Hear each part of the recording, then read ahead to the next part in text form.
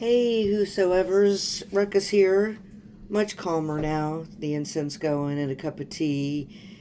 Boy, that anxiety ridden little thing there, I thought maybe I shouldn't put that out there to the world, but I'm gonna, because people should see that. That people go through, they don't understand people with anxiety. That's what makes, me stutter, not be able to think straight, not be able to tell coherent stories. So I'm going to go ahead and put that out there just because I know a lot of people don't understand their anxiety. I do. I understand my anxiety. I just barely can work through it sometimes. So I'm going to let that stand as it was for several reasons so some people can hear that and learn from it. Hey, now that I'm a little bit calmer, um, I'm gonna and yeah, that's enough about that. I Since I started the sniper operations story, let and I just chopped it up so so poorly. So storytelling, it's the art. Like, I don't see myself as a storyteller, but I've been told that when I can do it well, I mean, there are stories. We all have stories. You do too. Whosoever you are, what are your stories? So I'm gonna try to jump right into this one real quick because there's a lot of stuff here to unpack. So this one will be hopefully a lot easier to listen to. Okay, so drink a tea.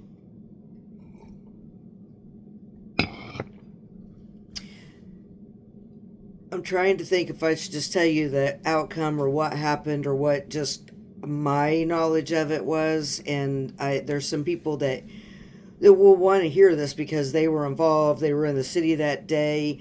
I mean, this was still going on in my house after the police escorted me and my son out and moved barricades and tried to keep us safe. And I was supposed to act normal. Well, I don't know where the killer is and if I might get shot. So I want to unpack it a little bit better. Um, it was so many years ago, like 25 years ago. And I don't know if I can find the newspaper because it was crazy looking on our news and everything, and the snipers in black and the snow behind. I want to go in order.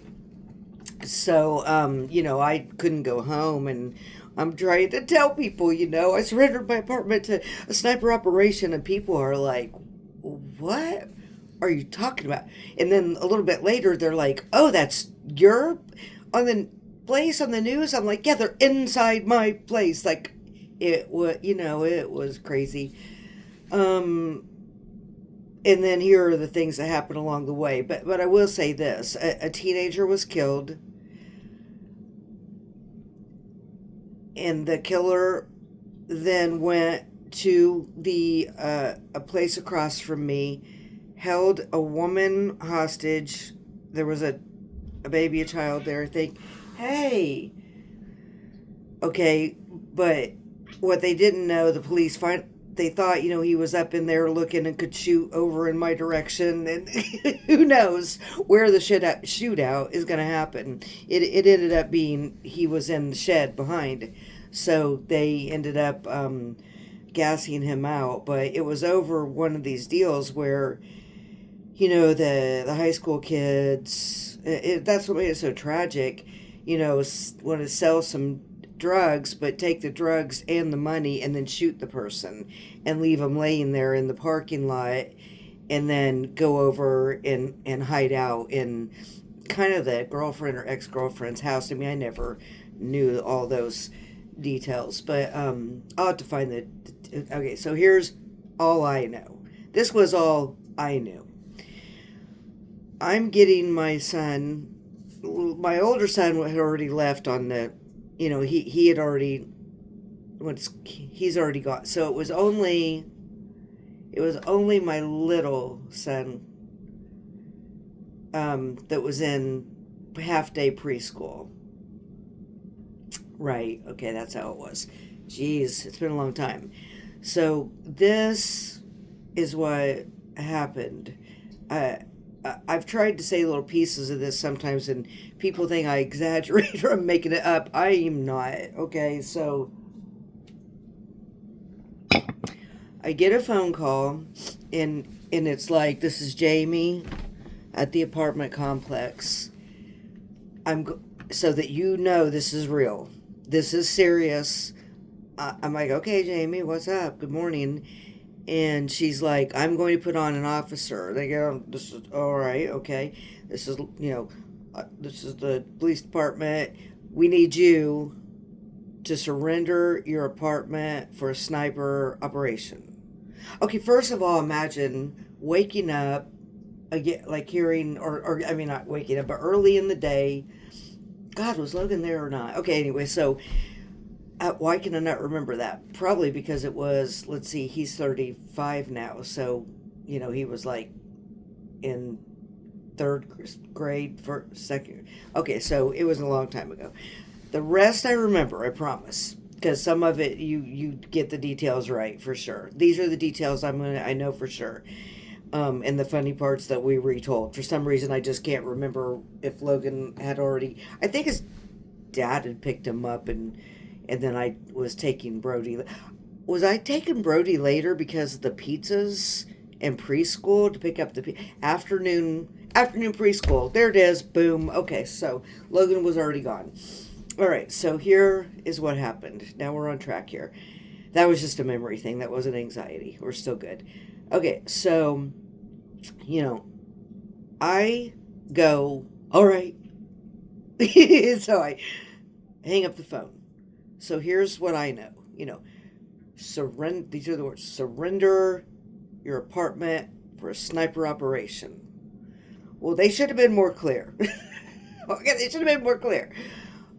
What I did was, thank God, maybe I did not look out the back, because I did not know that behind in the snow there were men with rifles surrounding my patio in the back, and police cars everywhere, and they were moving in, and they were hidden. We saw pictures later, and then from above, from the in the newspaper, which hopefully I can find and post for a thumbnail for this.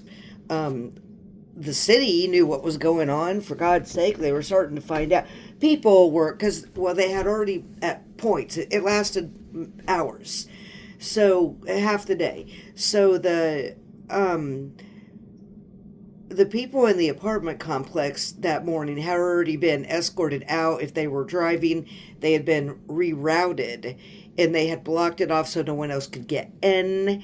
They were trying to keep it looking normal so that if the shooter were inside, would not, kill a bunch of people and go on a spree. So they were, as it was unfolding, I think you follow what I'm trying to say. So here's my part. This is all I knew with this little boy, and so in my roommate. So I get off the phone and I go tell my roommate, I'm like, "We have to surrender the apartment for a sniper operation." And she's like, "What in the madness, Betty Crocker, are you talking about?" Something like that. She stares at me, and I'm like, "No, really, it's on the phone, the police, Jamie, the apartment." And I was just like, trying to explain. And so she's like, "Okay." I'm like, "Get dressed. We got to go. We got to get out." There's so much snow on the ground. You got to scrape windshields. You got to warm up cars. And I have a preschooler. So I do what I think is, I think that they want me to leave out the front door. So I go get Brody, and I'm like, "Honey, everything's fine. Police are gonna come in. There's a bad guy, but the police are gonna get him." But I forget exactly what I said to Brody. I should have. I'm like, "We gotta go. We gotta get our shoes on. Can you imagine? I mean, you guys know what it's like to get a preschooler out the door." And I'm like, "We gotta, get dressed real quick." I don't know. I probably said and did the wrong. I don't know. It was crazy, and so I remember this little boy's face. I remember certain things, pieces, real clear. And I remember he's looking at me, and especially looking back on it. His eyes are huge. And he's trying to get ready and trust mommy. I sit him on the couch and I'm putting his shoes on and I'm trying to stay calm, but he knows I'm not. I'm like, because we don't do this. This isn't how we do things. So I trying to get him dressed. He's sitting there, his eyes big as saucers. My roommate is like kind of like, is she on one today? Has she lost it? But she's trying to get dressed. And I'm like, I don't know what's going on, but we have to go. So I'm thinking we're just going to leave and that's how it's going to go. Oh no, that is not how it went. So, Val, you know how this went. This is going to be her part that's going to come in, my neighbor. And then her little daughter, Emily, who now is, her, the one I was talking about, has the way I left the anxiety story before because you're about to hear it. She was talking about Walmart. You used to be able to go there in the night when it was quiet. Okay, so back to the story so that it doesn't take 2 hours to tell. But it is good, and I don't like to mix it up or rush it because when I start telling it and people are like, what? Then what? How'd this happen? I'm like, this is how crazy it is, okay? So just follow the thread here the best that we can, the best that I can tell it. All right, so here's what happened next. Val, Lisa, Emily, all the people that were involved that are going to hear this, mom, whoever in my city that watched on the news, that saw us at the school, that ate the pizzas that day, like, you're going to remember this, even though it was 25 plus years ago, 27, 28. Okay, so these are the parts that I know for sure. And I don't mean to laugh because someone was killed and someone else is in prison. But here, I hope you understand where I'm coming from and that you can relate to this. This is what happened inside, as tragic as it was. So I didn't spend a whole lot of time at the time laughing. It was scary. I'm only laughing at the parts about me, my ridiculousness, and how I'm trying to tell you how they had to change their operation, the police, because of what I did. So I'm embarrassing myself with this, but and my friends, and especially Val, she sometimes will let me know that she needs some sugar.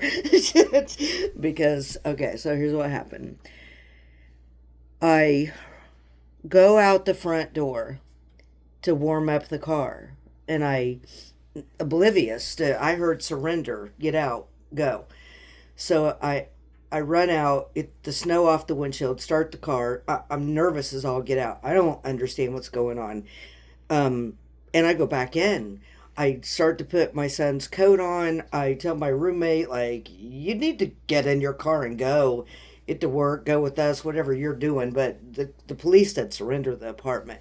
So she's trying to get herself ready, and she's kind of quiet. Like, she is trying to get dressed and get out the damn door. Like, that's all we know to do. So we're just trying to flee. So I don't know if you've ever heard of flee in the morning, but it was crazy town. So I come back in. This is the part that I shit you not. I come back in and I look at my son, and all of a sudden, his face, and he's looking at the back sliding glass door, and his eyeballs, and he starts to cry and almost crawl into the couch and almost scream and then reach for me. So I look, and there are men in black with rifles, coming into my apartment. My roommate, they have tapped lightly and knocked. My roommate has opened it, and they are coming in. And my son grabs me, I grab him, and I'm trying to head towards the door. Get his backpack. I don't know what to do. And the police officer is like, stop. And I go into mama bear defense mode. I'm just trying to protect my son. And I'm like, honey, it's okay. They're good guys. They're good guys. They don't look like good guys, by the way. They look like, friggin' bad, the black, they're scary looking. And there's like, I don't know how many, at the time coming in, 3, 4, 5. Okay, so all right, staying on track here because this gets real good. This is very interesting. So my roommate does the right things. She listens to them, does what they say to do. I start to head towards the damn door, carrying my son to get him out of there, and they're like, "Stop!" I freeze. "We're taking you out the back." Whatever. I don't know how they said it. In my head, it was like, because it's hard to, but, I mean, they urgently were like, "Stop, we're taking you out the back." And I'm like, but my car's running. What? And they're like, "You went out front?" I'm like, "Yeah, you said surrender." And they're like, "Oh," so they start talking amongst themselves. They get on the radio. "She's been out front. She started the car. And I'm like, "What?" And so they're like, "Okay," they come back and they're like, "All right, you're going to have to go ahead and go out the front. Act normal. Put your son in. They're going to open around the corner. They're going to open the blockade. The police are going to escort you through." The roommate, on the other hand, they're going to take her out the back. They have a command operation set up in the apartment complex's office, and that's where they were going to take my son and I for shelter and safety. So whatever she told me, so we get to hear her part of it later in Command Central. But now here I am, so I'm supposed to act normal. So I go out. Oh, no, my son has to finish. We grab stuff, and now this is here we go, Val. So I'm supposed to be acting normal, so I get ready to head to the door to act normal and go get in my car and leave and get escorted out by police, not knowing if I'm going to get shot in the head and understanding what's going on, and all this is in my house. Okay, so all of a sudden the cop is heading up the stairs to our bedrooms. He's halfway up the stairs, and there's a knock at my door. Everybody, like, kind of freezes. "Oh, but not me. I'm stupid because they said surrender, get out." I look, I kind of to the door, and I go, "It's my neighbor. It's Val." And he's like, "What?" He's like, "Get rid of her. Don't tell her what's going on. Just safely tell her to go." So he stops in the middle of the stairs. There's police all over my apartment. They're standing there watching me be ridiculous clown show, Puddle of Met, whatever. And I go, "All right, I got this." When I say I got this, I ain't got this.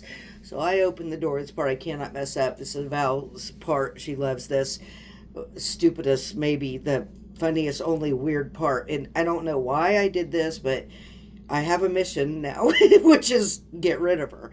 So I open the door. I gotta act like normally Val would come in with her coffee and sit down, or I'd go over. So I think she's just doing that. I don't know what she knows. Literally, she didn't know anything except for there are men with rifles behind the like I forget what she knew exactly. Like she heard some. No, she didn't know that. She knew that that people had emptied out and it was weird. Something was going on. She came to ask me. Like she was scared too. I think Val, you might have to jump in the comments. But her part. It's been so long. But her part. It's a long story. It's hard to tell. Her part was like. I'm just going to Sabrina's. That's what she does. She comes over. We have coffee. She used to balance her coffee cup on her knee and talk, and I would watch it just like it's going to fall and spill. She was amazing. I love you, Val. So this is all the things that came to mind. So I opened the door. I can't tell you why.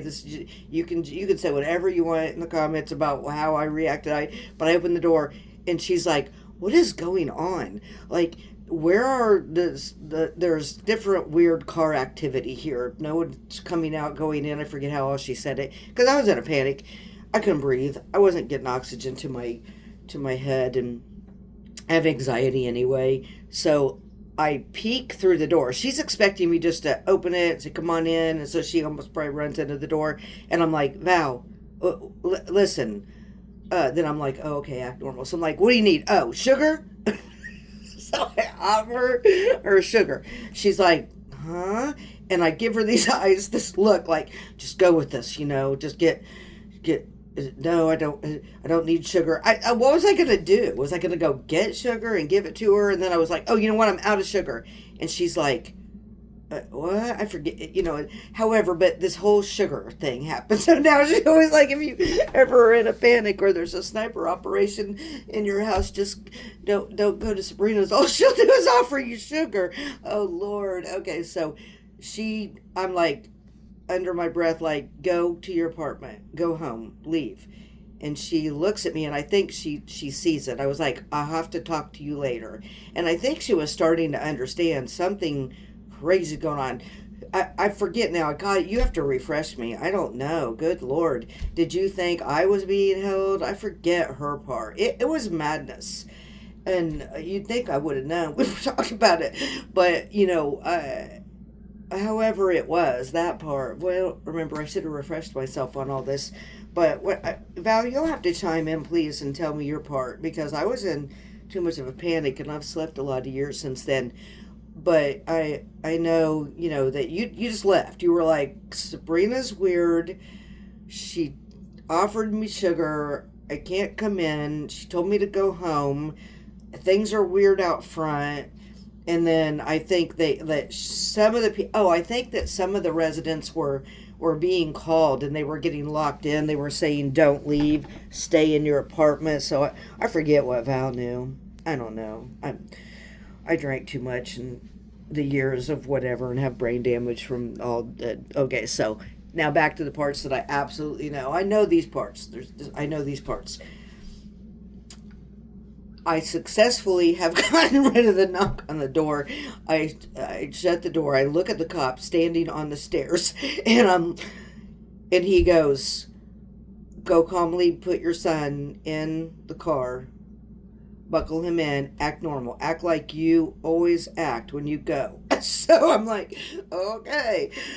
So I go out the door, put him in, and the mama bear came out, and I was like, baby, you're okay. It's cold out.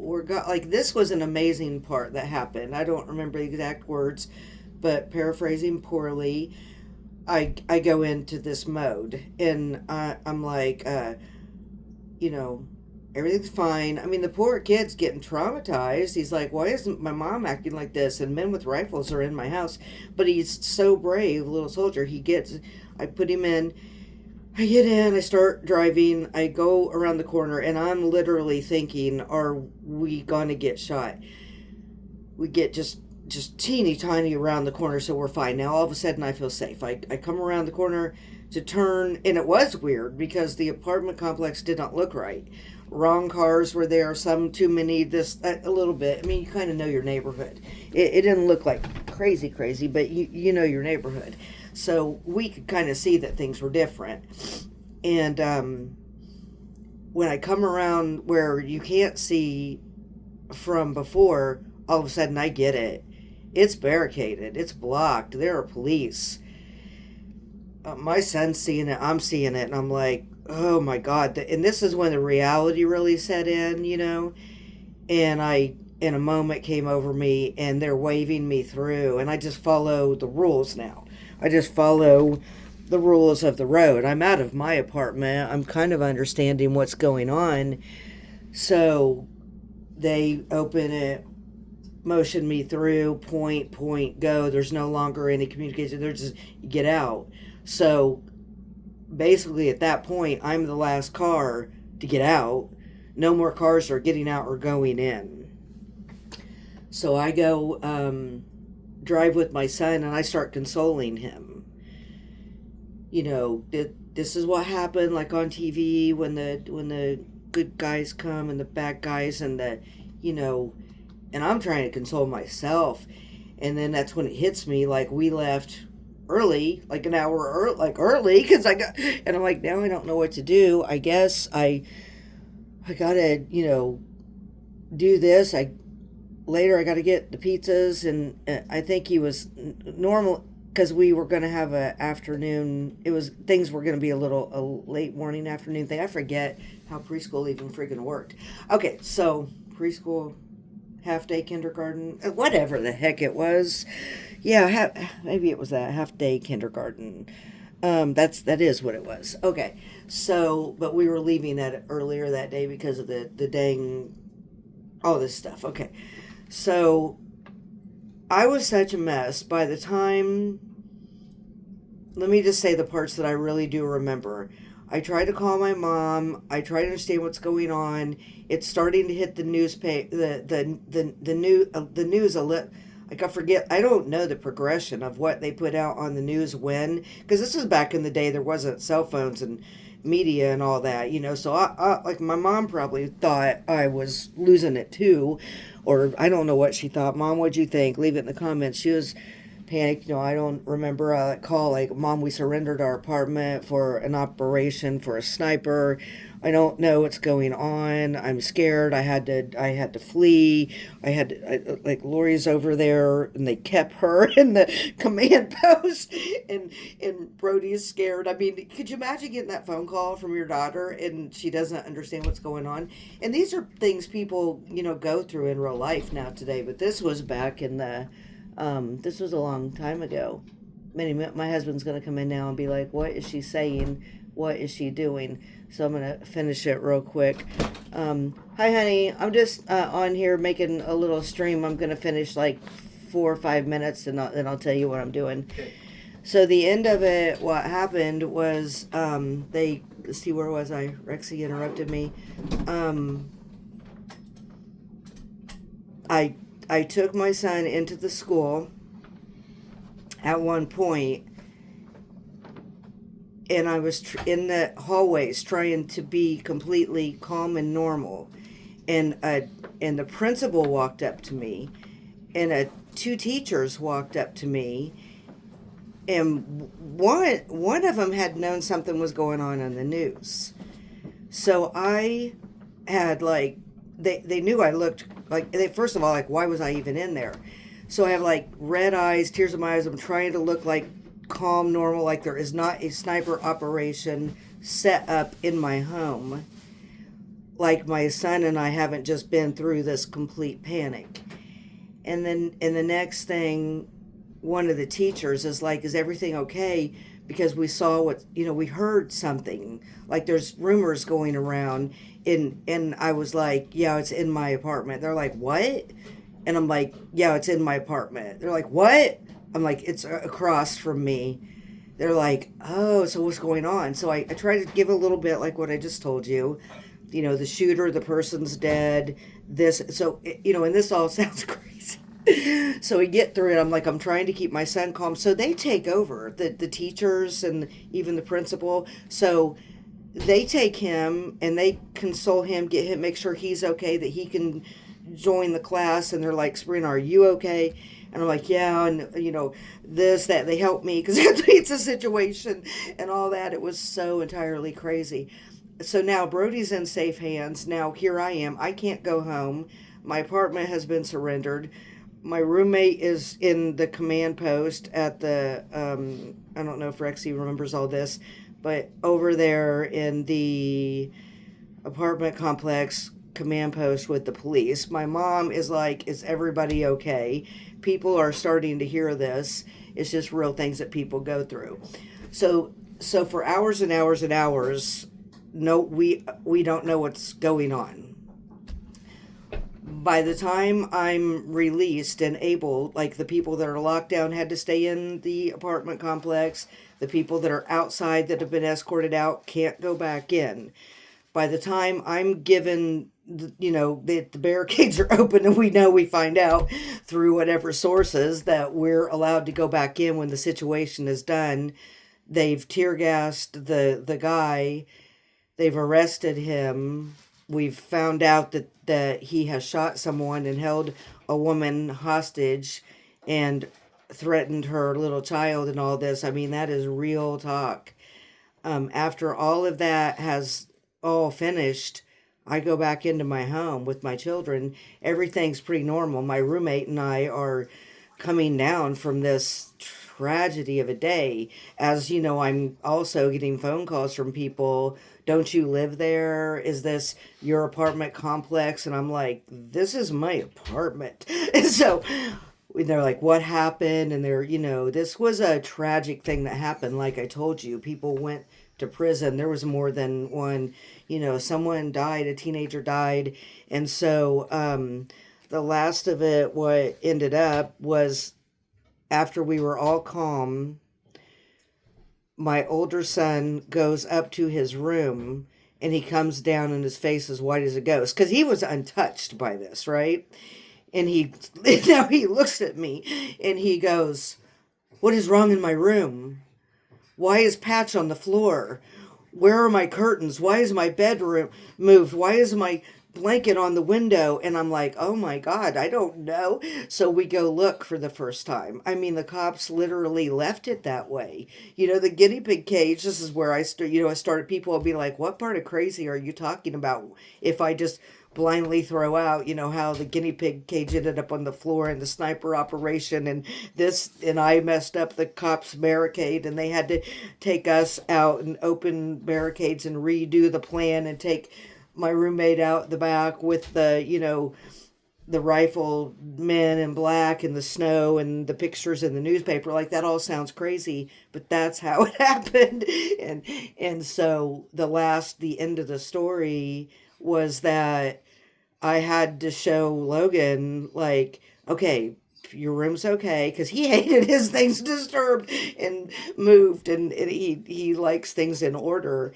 And it was scary to come in and see his room in such disarray, and in his the guinea pig cage on the floor, poor Patch or whatever.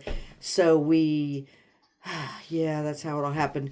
So we put the room all back in order. I mean, we were a mess for a week. The city was a mess. There were people, families, and we watched the ongoing court thing and everything. So that's the story of the time that I surrendered my apartment for a sniper operation and messed up the police's way of dealing with it because I offered the neighbor sugar who knocked on the door. These things all happen. So I'm going to leave it right there. The ones of you that were involved, Emily, Val, Mom, Lisa that remembers probably the story from Val, like leave it in the comments. Like, this is anxiety ridden to its, utmost when real life things happen. So if you have any stories about, have you ever surrendered your home for a sniper operation? Let me know. Wreck us out.